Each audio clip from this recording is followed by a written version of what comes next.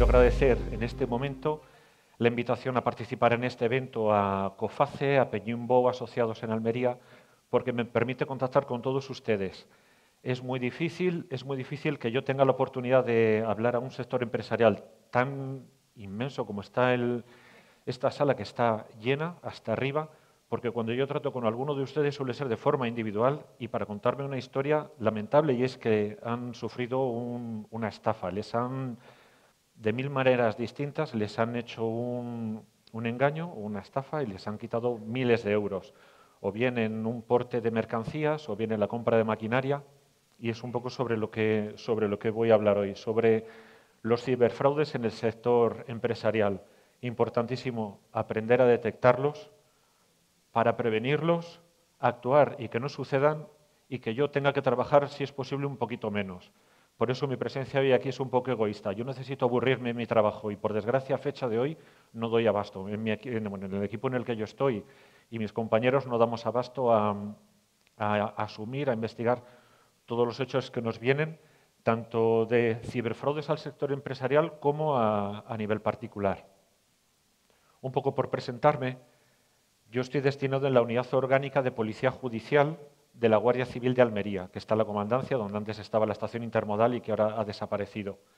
Dentro de esta unidad orgánica hay 3 áreas que investigan los 3 principales tipos de delitos: contra las personas, contra el patrimonio y delincuencia organizada y antidroga.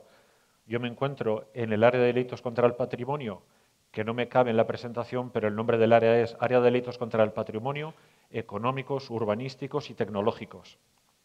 Y dentro de este área, ese es el equipo en el que yo me encuadro. Las áreas están mandadas por un oficial y los equipos por uno o varios suboficiales. Yo estoy en el equipo de investigación de delitos tecnológicos, que es a lo que responde ese acrónimo de EDITE.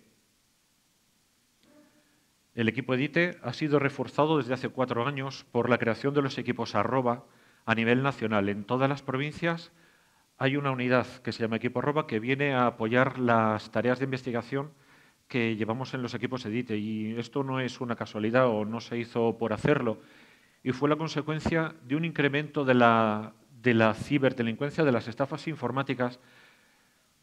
Si lo ven ahí hay datos de 2011 a 2023. En los últimos 7 años, de 2016 a 2023, se produjo un incremento de un 490%. Es un incremento brutal. Y eso justificó la creación de esa unidad del equipo @, que vino un poco a complementar y a apoyar nuestra actuación. Tenemos cometidos muy parecidos, pero unos nos dedicamos a unos delitos de mayor tecnología, de mayor complejidad, incluso a dar apoyo a otras unidades en el volcado de teléfonos móviles, volcado de dispositivos informáticos, análisis. Y ellos, además, asesoran a las unidades territoriales, a los cuarteles, en las investigaciones por ciberestafas o por delitos a través de Internet, que son el día a día y que cada vez aumentan más en todos los cuarteles de la provincia. Supuso un incremento tan brutal los delitos cometidos a través de Internet, que el Ministerio del Interior, en su balance de criminalidad que publica de forma periódica, tuvo que sacar la cibercriminalidad del resto de criminalidad, porque provocaba que trimestre tras trimestre, año tras año, la estadística de criminalidad aumentara muchísimo, muchísimo. Entonces sacaron un apartado específico para ello, de forma que se mantuvo la criminalidad convencional en un ascenso más sostenido, mientras que la cibercriminalidad fue un ascenso mucho más brutal. Han salido publicados los datos estadísticos correspondientes a las estafas informáticas del año pasado, 2024, a nivel general. Y, extrañamente, esas estafas informáticas han sufrido una disminución de un 3,1%. Yo no encuentro muy bien la explicación. He hecho mis consultas.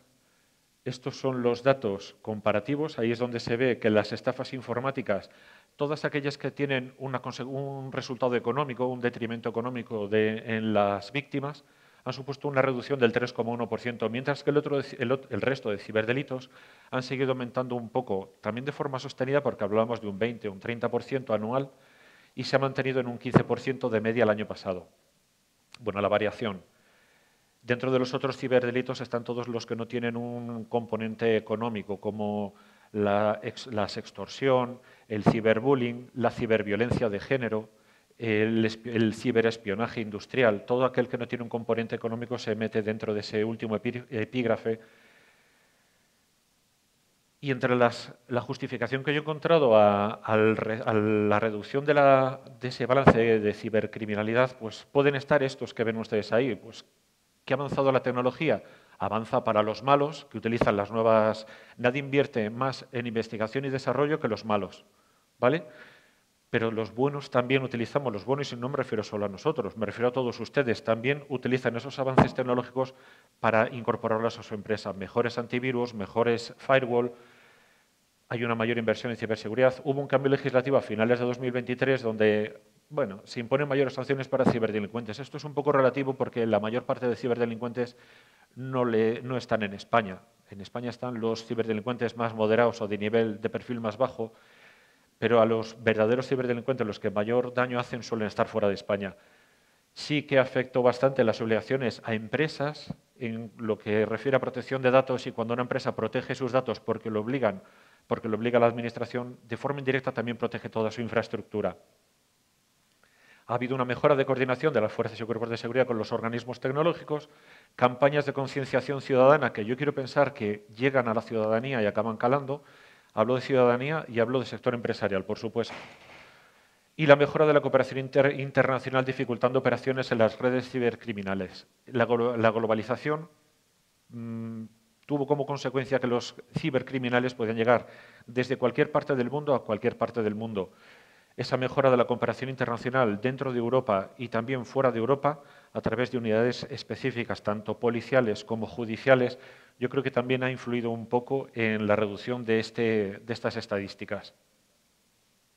No nos engañemos, porque este es el balance de criminalidad correspondiente al año 2024 comparado con 2023, solo en la provincia de Almería. Y vemos que hay ahí un poco una nota discordante, donde en el resto de España, de media, la cibercriminalidad ha descendido. En Almería, en la provincia de Almería, se ha mantenido en unos términos bastante elevados. El resto de criminalidad convencional, ahí tienen los datos, cada uno que haga la lectura que considere, pero en lo que a mí me interesa, que es en la cibercriminalidad, nos encontramos que seguimos en esa tónica ascendente. Los objetivos de los ciberdelincuentes son todos. Aquel que, bueno, en una mayor medida van buscando un beneficio económico. Ya la ciberdelincuencia mueve casi más dinero que el tráfico de armas o que el tráfico de seres humanos a nivel internacional. Los ciberdelincuentes ahí tienen su nicho de mercado, en los particulares y en las empresas, atacar a particulares y atacar a empresas. ¿Quién ataca a particulares? Pues ciberdelincuentes con un perfil más bajo, con unos medios técnicos, unos conocimientos técnicos más bajos, porque son menos rentables. En general, atacar a un particular, salvos concretos, hemos tenido casos de particulares que les han robado pues, del orden de 300.000 euros, incluso más, falsos fondos de inversión en criptomoneda. Acaban yendo grandes cantidades, pero por lo general los particulares, hay un mayor número de potenciales víctimas, es muy fácil manipular a un particular. Una llamada telefónica suplantando la identidad del banco puede hacer que una persona, y nosotros lo vemos a diario, puede hacer que una persona transfiera su dinero a otra cuenta, simplemente porque el llamante le dice que han detectado una brecha de seguridad en la entidad y necesitan transferir sus fondos a una cuenta segura. Y ese particular lo transfiere todo. Confía ciegamente solo porque en el teléfono ve el nombre de su banco. Y ese número es muy fácil manipular una llamada haciendo pasar por un aparato que se llama spoofer y que salga con el número que se considere, que el malo considere en ese momento que tiene que hacer salir.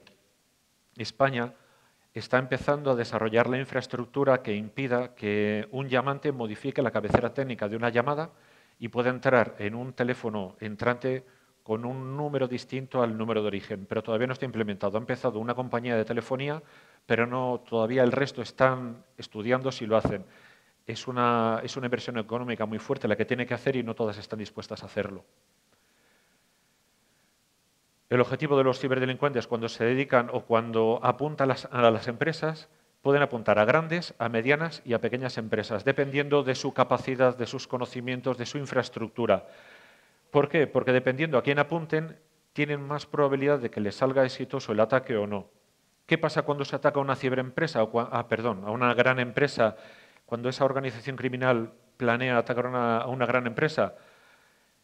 Esa empresa tiene una infraestructura informática muy fuerte, enorme, muy segura, capas de seguridad sobre capas de seguridad que hacen que sean, entre comillas, invulnerable o muy difícil de acceder a sus sistemas.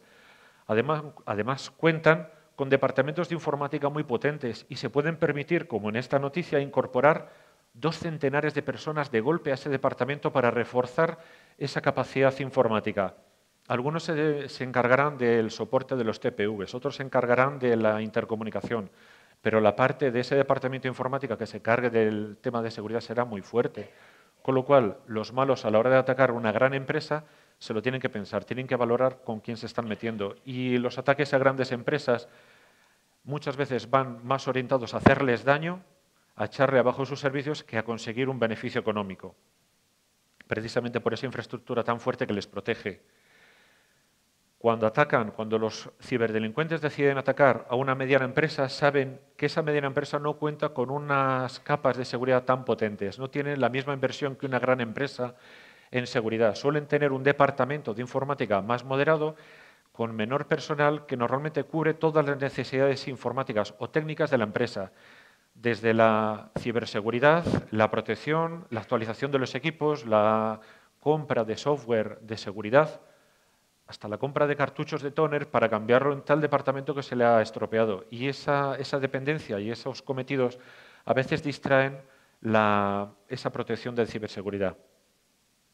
Y luego están las pequeñas empresas, que no tienen capacidad de tener su propio departamento de informática y lo que hacen es externalizar el servicio en empresas de seguridad informática externas que pueden dar soporte a varias empresas a la vez. No es lo mismo tener una gran infraestructura que tener una empresa externa que te lleve la seguridad de la empresa, porque al final dependes eso de comunicaciones, de que el técnico que te da soporte esté disponible, porque a lo mejor está atendiendo a otra empresa justo cuando tú necesitas hablar con él. Quiero plantear en este punto un pequeño debate de forma muy puntual si la ciberseguridad ¿a ustedes les supone un gasto o una inversión? ¿Alguien que quiera intervenir? ¿Alguien que diga si la ciberseguridad es un gasto o una inversión? Sin miedo. Hay que tener en cuenta que la ciberseguridad previene pérdidas. Cuando tenemos un incidente de ciberseguridad en el que nuestro sistema se ve comprometido, se viene abajo, consideramos que haber invertido, nos lamentamos de no haber invertido más en seguridad. Las consecuencias pueden ser devastadoras hasta que una empresa pierda toda su actividad si los datos que pierde o el daño económico que le hacen es irrecuperable. Se protegen los datos de la empresa, datos de clientes, datos de proveedores, datos de transacciones, todas las ventas que se han realizado. Hay que hacer la declaración de la renta cada cierto tiempo y todos queremos tener nuestros datos. Si recibimos un ataque y esos datos se pierden, el departamento económico, el que tiene que hacer esas declaraciones de la renta, es cuando empieza a sudar la gota gorda. Invirtiendo en ciberseguridad fomentamos la confianza de nuestros clientes y socios, que lleva aparejada un aumento en las ventas y en las colaboraciones, con lo cual la ciberseguridad supone una inversión, nos retorna un beneficio a la empresa. Por supuesto, hay que cumplir con las leyes de protección de datos, cuyas sanciones son bastante severas, y no tener los datos personales de la empresa suficientemente protegidos puede conllevar sanciones económicas importantes. Y, por supuesto, la innovación en tecnología, que, como hemos visto, lleva aparejado una eficiencia de la empresa y una competitividad. Además, disminuimos los riesgos. Invirtiendo en ciberseguridad, disminuimos los riesgos de ser atacados, de que nuestra empresa sufra un ataque, y podemos centrarnos en desarrollar plenamente la capacidad operativa de la empresa. La empresa se vuelve más productiva y más competitiva. y se fortalece la reputación de la empresa. Todo eso redunda económicamente en la propia empresa. Por eso yo no veo, nunca veré la ciberseguridad como un gasto, es una inversión. Una inversión porque a corto, medio y largo plazo redunda en beneficio de la empresa. ¿Cómo se invierte en ciberseguridad? Aunque lo he puesto en último lugar, pero yo creo que debe ser el primero. Contratar a profesionales de este ámbito, técnicos informáticos, técnicos en ciberseguridad, que sean capaces de evaluar los riesgos que nuestra empresa se enfrenta, sean capaces de implementar unas medidas eficaces, soluciones de seguridad, que a su vez monitoricen tanto el tráfico que entra como el que sale de nuestra empresa y sean capaces de detectar vulnerabilidades y corregirlas, y que mantengan los sistemas informáticos de la empresa actualizados. ¿Vale? Unos de los vectores de ataque fundamentales de las empresas son cuando trabajan con plataformas externas, por ejemplo, una plataforma de gestión de facturas, de gestión de nóminas, y esa plataforma no está suficientemente protegida. Eso es uno de los vectores de ataque y pasa mucho en administraciones públicas que utilizan ese tipo de plataformas. Por eso, aunque lo he puesto en último lugar, yo creo que contratar a profesionales solventes, y en la provincia de Almería los hay, debe ser uno de los principales puntos para invertir en ciberseguridad.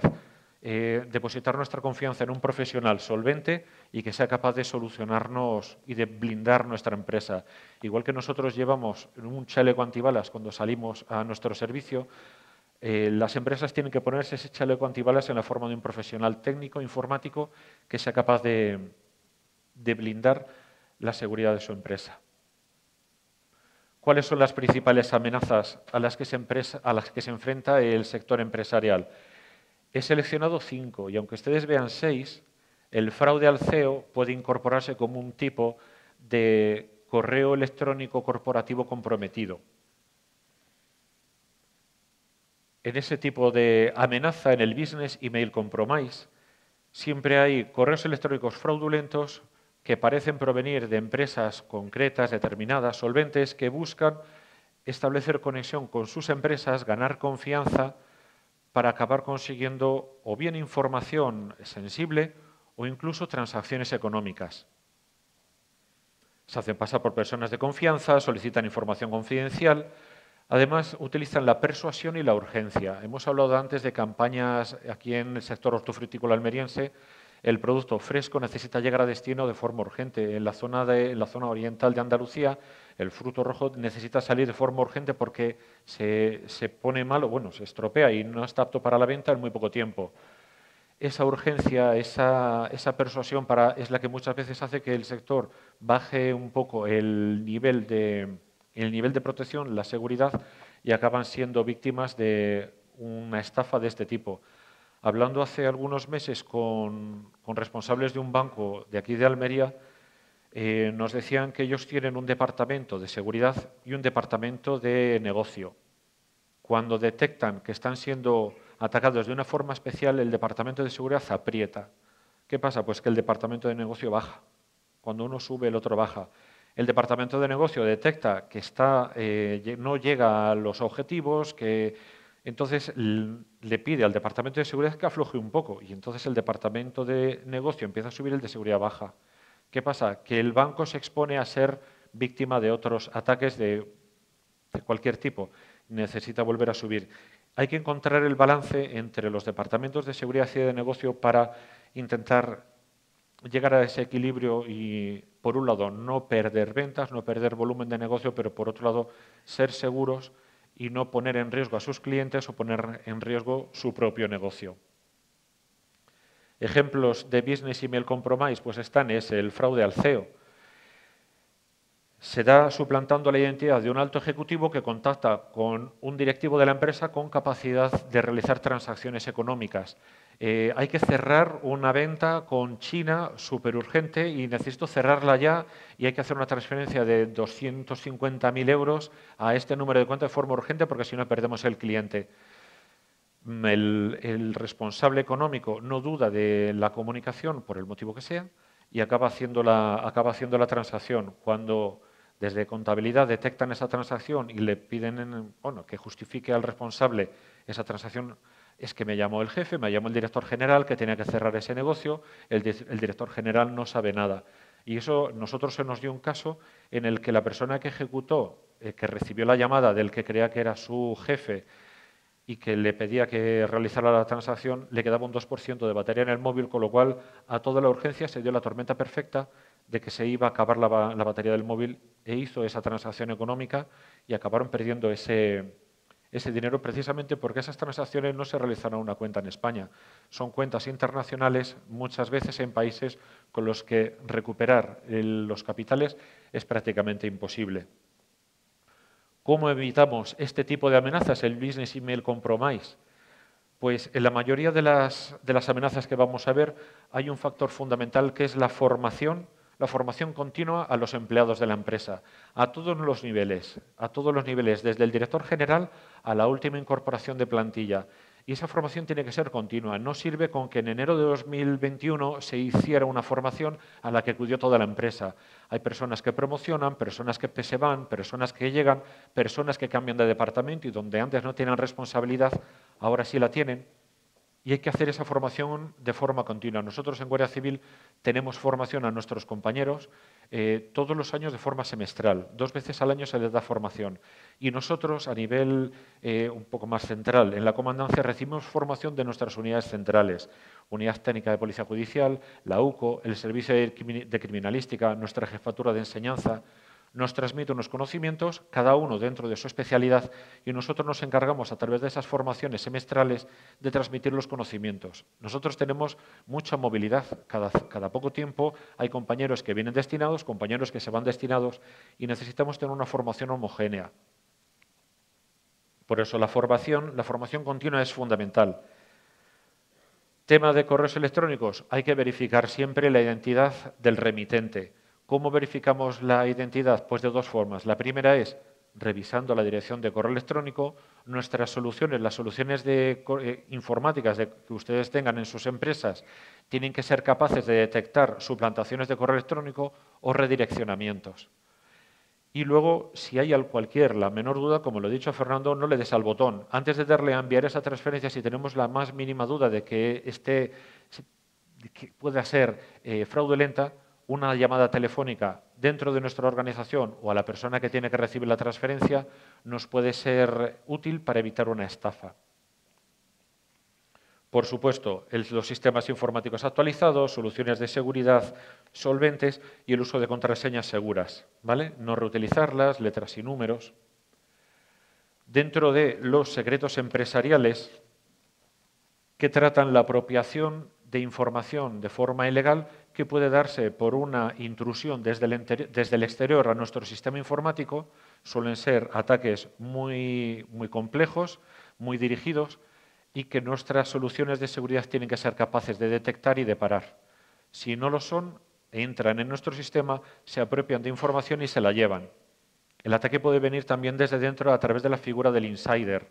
Una persona con poca ética que, incumpliendo los contratos de confidencialidad, se apropia de información sensible y luego la utiliza o bien para perjudicar a la empresa o para beneficiarse él económicamente. Hablamos de espionaje empresarial, violación de contratos confidenciales.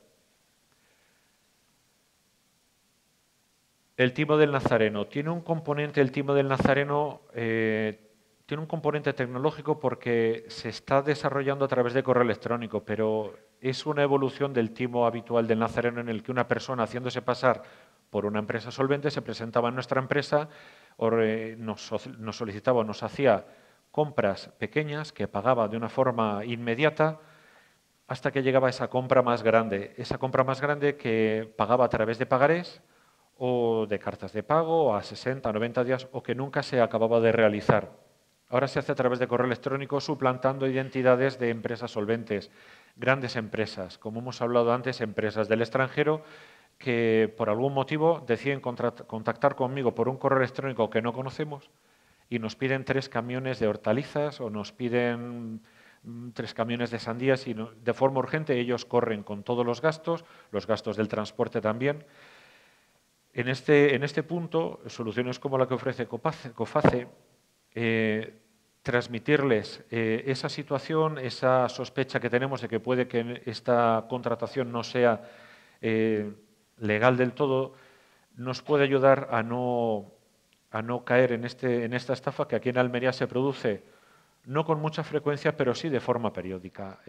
Nosotros tenemos con frecuencia denuncias de empresarios del sector agrícola almeriense que han vendido camiones enteros, varios camiones a empresas de Francia, a empresas de Bélgica, y que la mercancía se ha perdido por el camino. El chofer le ordenaron que descargara en un polígono industrial, en un descampado, es lo que viene en el CMR, alguien le siguió el CMR y la mercancía se ha perdido.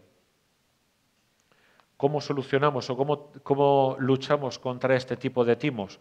Verificando la solvencia de la empresa que nos contrata, verificando la autenticidad de la documentación. Si es una empresa nueva con la que no hemos trabajado nunca, tenemos que utilizar soluciones de verificación que nos faciliten documentación antes de iniciar esa relación económica con esa nueva empresa.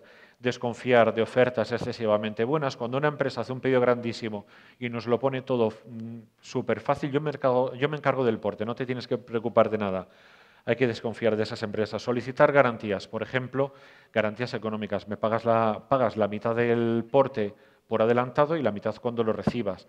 Yo me encargo del porte, dime dónde vas a descargar.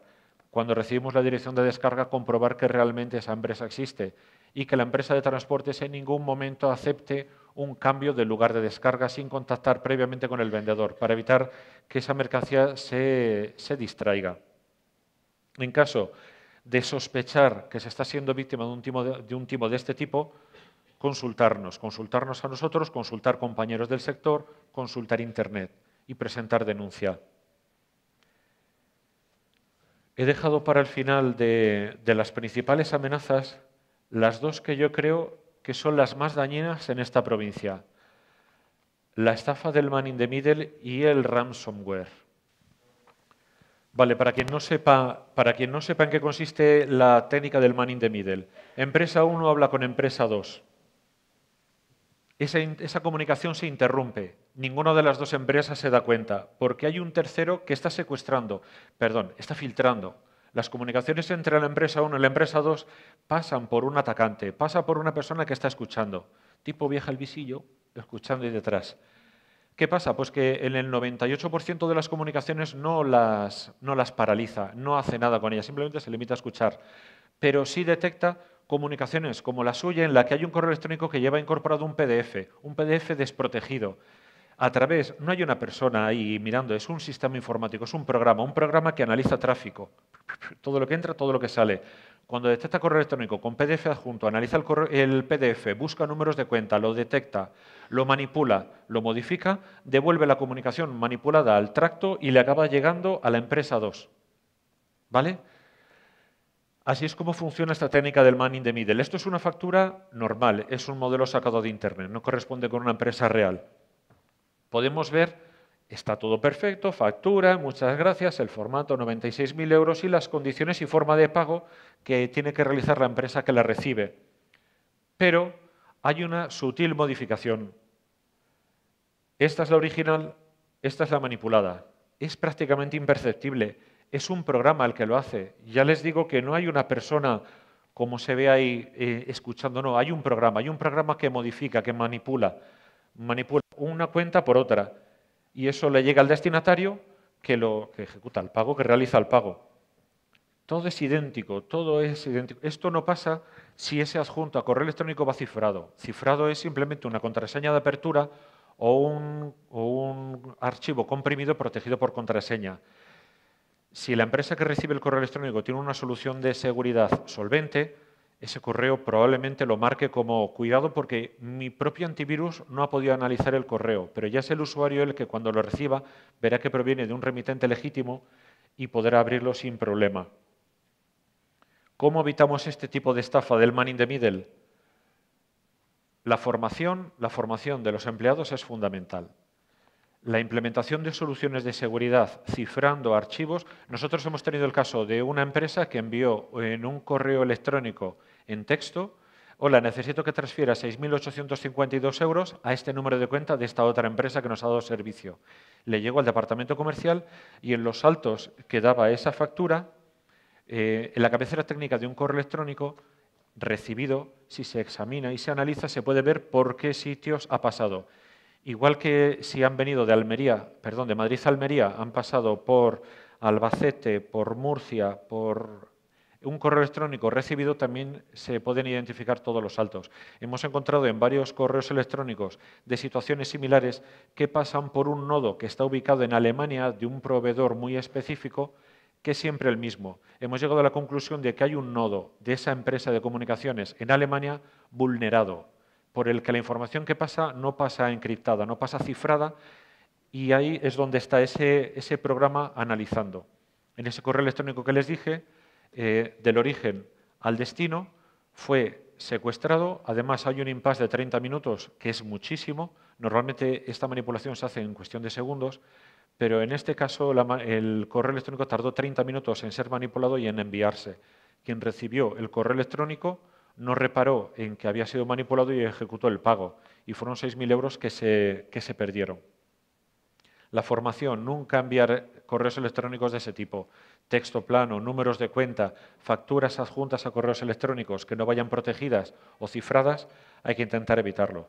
Comprobar los cambios de cuenta bancaria. Empresas que pagan a empresas que dan un servicio tienen que tener trabajado de antemano a través de sus relaciones comerciales los números de cuenta donde van a efectuar los pagos. Y si alguno cambia, que se justifique, pero intentar justificarlo por una vía que no sea el correo electrónico.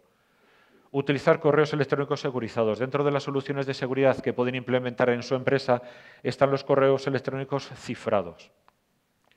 Evitar esos adjuntos que no vayan protegidos. Evitar los que no van protegidos. Protegerlos de la forma que ustedes mejor crean. Desde contraseñas de apertura a programa de compresión de archivos que da la posibilidad de protegerlos con contraseña. El uso de claves seguras, letras, mayúsculas y minúsculas, números y algún carácter especial, que no se faciliten a nadie. Se nos ha dado el caso de personas que llaman a un empleado de la empresa diciendo que son del departamento informático, que hay un problema con el correo electrónico, que lo están tratando de solucionar, pero que necesitan la contraseña para solucionarlo. Y ese trabajador da la contraseña porque no duda de que quien le llama es su departamento informático. Acceden a información sensible, información confidencial que luego explotan en forma de vulnerabilidades. Preparando esta jornada con COFACE, con Clara precisamente, me tuvo que enviar un archivo y utilizó una plataforma de envío seguro de archivos que tienen en COFACE. Yo recibí un correo electrónico con un montón de información y un enlace de COFACE para la descarga. Pues yo abrí ese enlace en el ordenador de mi trabajo. Su empresa utiliza una solución de seguridad. La mía también, porque no pude abrir esa descarga. No pude descargar ese archivo, a pesar de que provenía de una fuente fiable que yo esperaba recibir, no pude abrirlo. Las soluciones de seguridad de mi empresa no me permitieron. Tuve que utilizar un ordenador fuera de la red corporativa de Guardia Civil para descargar ese archivo. Ese ordenador tiene un antivirus y además tiene un firewall. Detectó la descarga, vio que era correcta, el archivo se descargó, se analizó, y cuando el antivirus me dejó el archivo disponible, porque el archivo en la carpeta de descarga no está disponible mientras el antivirus no te deja, ya pude llevarlo a mi red corporativa. Una vez que todo el sistema de seguridad saliente de COFACE y entrante de Guardia Civil había verificado que el archivo era inocuo, ¿vale? Por último, la principal amenaza, la más dañina a la que se enfrenta su sector empresarial son los ransomware. ¿Conocen lo que es? Por favor, que alguien levante la mano si lo conoce. ¿Saben lo que es un ransomware? ¿Nadie? Es un virus. Es un virus. Es un virus muy dañino. Normalmente los virus van a estropear los ordenadores, el ordenador ha petado y no arranca. Lo reinstalo y solucionado. Le paso una solución antivirus, lo encuentra, lo borra y puedo continuar con mi trabajo. Pero el ransomware es un virus de los malos. Se mete en el sistema. Nadie se da cuenta de que eso está ahí. Se mete en el sistema. Lo primero que hace el ransomware es mapear. Hace un esquema, hace un Google Maps de todo el sistema informático de la empresa. Saben dónde están los servidores, las impresoras, los faxes, los teléfonos, los ordenadores de todos los empleados, incluyendo los jefes. Y una vez que tienen la red mapeada, se ejecuta. Y lo que hace no es estropear el sistema operativo para que el ordenador se quede frito y no podamos acceder. Lo que hace es cifrar la información sensible, la información nuestra, nuestros archivos de texto, nuestras nóminas en PDF, todos los archivos de clientes, los de proveedores, las declaraciones de la renta de los últimos 14 años, las fotos de la comunión que teníamos en aquella carpeta que no ve nadie. Todo lo cifra, todo lo cifra. Y lo siguiente que hace es aparecer un mensaje donde nos pide un rescate. Ahora esa técnica ha evolucionado y envía un mensaje con un enlace a un portal de chat de la red Tor. La red Tor es una red súper oscura, anónima, me atrevo a decir prácticamente invulnerable, pero no es así porque ya hay formas de vulnerar esa red, pero son muy trabajosas y muy costosas. Y en ese enlace que nos envían los malos cuando nos han dejado el sistema patas arriba y todo inaccesible, es donde nos abren un chat y donde empiezan a hablar con nosotros. Nos piden un rescate de miles o de millones de euros dependiendo de la entidad. Como han mapeado la red, esa información la tienen, saben nuestra capacidad económica, saben su capacidad económica y nos piden un rescate acorde a la capacidad económica de la empresa. Normalmente a través de criptomoneda, que puede ser Bitcoin, que es muy conocida, pero hay centenares o miles de criptomonedas mucho menos rastreables que el Bitcoin, mucho más difíciles. Consejos que yo les tengo que dar a ustedes si son víctimas de una infección por ransomware. Yo les debo aconsejar que no paguen nunca el rescate, porque pagar el rescate, por un lado, no les garantiza recibir la solución para desencriptar los archivos que le hayan encriptado, y segundo, que como los malos vean que ustedes pagan, les pueden volver a pedir otra vez, y otra, y otra. Y además los malos persuadiendo son muy buenos. Por supuesto, contactar con las autoridades, la Agencia Española de Protección de Datos, con Guardia Civil, presentar denuncia, intentar restaurar el sistema a través de la generación de copias de seguridad que deben ser periódicas y deben ser redundantes. Redundantes es que no hagan una sola copia de seguridad de su sistema, sino que hagan varias. Y luego la despinchen del sistema para que en caso de una infección por ransomware no se vea la copia de seguridad comprometida. Si ustedes siguen estos pasos, tienen una infraestructura segura, hacen copias de seguridad, el personal está formado, el impacto de un ransomware es muy bajo. Estos días ha habido un ayuntamiento de la provincia afectado por algo similar y han conseguido recuperar el sistema en cuestión de minutos porque han tirado de copias de seguridad que tienen muy próximas, de unos minutos antes. Y lo que es más importante de todo es localizar el vector de infección, porque si han sido ustedes capaces de ser infectados por un ransomware que han encontrado una vía de acceso a su sistema, es posible que si no tapan ese agujero vuelvan a entrar. Software actualizado, software de seguridad robusto, copias de seguridad periódicas, cautela con los correos electrónicos desconocidos no solicitados, aquellos que contienen adjuntos raros o enlaces a sitios web que tienen que detectar nuestros sistemas de seguridad. Todo el componente tecnológico no funcionaría si no hubiera un componente de ingeniería social. Para que toda esta tecnología y todos estos ataques prosperen, hay que engañar a los usuarios que son ustedes y todos sus compañeros de empresa. Esa formación continua, constante, en hábitos de uso seguro del ordenador, del correo electrónico y del acceso a Internet va a minimizar el impacto que sus empresas sufran de la parte tecnológica de estas estafas. Importante, esa formación periódica. Nosotros la tenemos dentro del cuerpo, incluyendo protección de la naturaleza, actuación con desaparecidos, menores de edad, violencia de género, seguridad vial, instrucción de tiro y instrucción de atestados por ciberdelincuencia. Muy rápidamente voy a exponer dos casos reales que hemos llevado en el equipo EDITE. Una con muy mal resultado y una con muy buen resultado. La operación Catville se dio porque una empresa de Almería hizo una compra. No se ve aquí, sí, bueno, se ve un poquito. Envió 18.000 euros a un número de cuenta manipulado a través de un man in the middle. A ellos les llegó la factura del producto que habían comprado con el número de cuenta manipulado. Hicieron la transferencia, cuando el vendedor contactó con ellos, no he recibido el producto, pues yo te he pagado, le envió una copia del justificante y dice, eso no es mi número de cuenta. Presentan denuncia, iniciamos la investigación y localizamos que esta cuenta que había recibido el dinero estaba a nombre de una ciudadana checa que no existía, con un NIE que la Policía Nacional nos dijo que correspondía con una ciudadana japonesa. Esta cuenta automáticamente realizó 7 transferencias de las que prosperaron 3. a 4 números de cuenta abiertas a nombres de ciudadanos que, consultados la Brigada Extranjera de Policía Nacional, no existían, y los números de NIE eran de un ciudadano de Nigeria, de un ciudadano de Gambia, de un ciudadano de Marruecos y de otro de Gambia. ¿Vale?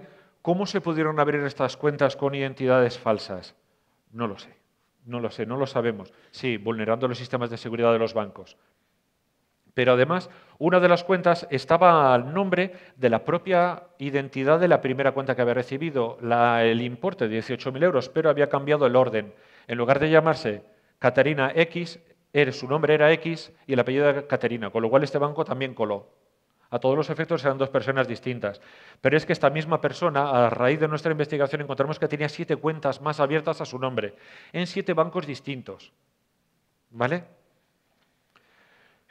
Nos dimos mucha prisa, intentamos bloquear todo, solicitamos grabaciones y nos encontramos con que habían sacado las transferencias recibidas en esas cuentas de forma inmediata este sujeto, en cajeros, en todos los cajeros de la provincia de Valencia y de la provincia de Albacete. Pedimos las grabaciones de los cajeros, que solo se conservan por un plazo muy limitado de tiempo, de ahí la premura, y nos encontramos con este muchacho, con este muchacho, con este muchacho. Aquí está bostezando, porque ese banco aún no había abierto la sucursal cuando el hombre ya fue a sacar hasta en 4 ocasiones importes de 1.000 euros. Pam, pam, pam, tardaba 19 segundos en hacer cada extracción. Y lo sé porque me he visto todas las grabaciones. Todas las grabaciones que recibimos las he visionado. Todas, absolutamente todas. Albacete y Valencia. ¿Cómo gestionamos, cómo luchamos contra eso? ¿Cómo identificamos a una persona que se presenta con una sudadera neutra, con mascarilla y con gorra en un cajero? Imposible. La premura a la hora de, cuando se detecta que se ha sido víctima de una estafa, de un ciberdelito, presentar denuncia. De ahí la operación de 52, que fue la intrusión del Ayuntamiento de Roquetas que hizo que 700.000 euros de las nóminas de los trabajadores fueran a parar a una cuenta de Alemania. La investigación, la rápida actuación del Ayuntamiento, que se personó en los bancos y la Guardia Civil, la rápida actuación de los bancos que comunicaron el fraude al banco alemán, la rápida actuación del juzgado, extendiendo órdenes europeas de investigación, comisiones rogatorias internacionales, porque en esa época Reino Unido se salió de Europa y lo que antes era suficiente con una orden europea se convirtieron en comisiones rogatorias, y por supuesto nuestra rápida labor, porque hay un oficial de enlace de Guardia Civil en Alemania que se cogió un coche la misma mañana y se trasladó a la sede central del banco y allí se plantó en el mostrador diciendo: vengo a informar de un fraude sucedido en España en el que a este banco han llegado 700.000 euros. Todos coordinados hicieron que ese banco dijera: a ver si es verdad, bloqueó la cuenta. Bloqueó el importe dentro de la cuenta y no pasó como en la otra operación, que hay un fulano que se dedica a sacar el dinero. En ese caso, el dinero quedó bloqueado en la cuenta. La investigación se centró, entre muchas líneas de investigación, bueno, muchas líneas que abrimos, en los registros de conexiones IP a la banca online que había recibido la cuenta. Y del listado de conexiones IP nos salieron IPs del Reino Unido, de París y de 2 sitios de Italia. Un sujeto británico, una estación de tren y 2 alojamientos de lujo. Pero en este alojamiento, que era una casa rural, el sujeto que se alojó se dejó un cargador de móvil. Y hablando con la casera, le pidió que le enviara el cargador por correo al mismo domicilio de aquí, con lo cual cerramos el círculo y conseguimos identificar a la persona que se había conectado a la banca online del banco alemán. Ese hombre estaba siendo buscado por el FBI, por Scotland Yard y se había perdido. Una orden europea de detención dictada por el juzgado de Roquetas hizo que fuera detenido cuando volvió, no sé si de Qatar o de Emiratos, a Polonia. Creo que fue en Polonia, en Cracovia, y allí fue detenido 2 o 3 años después. Era una persona de paja, invisible a todas luces, y en este caso la operación sí prosperó.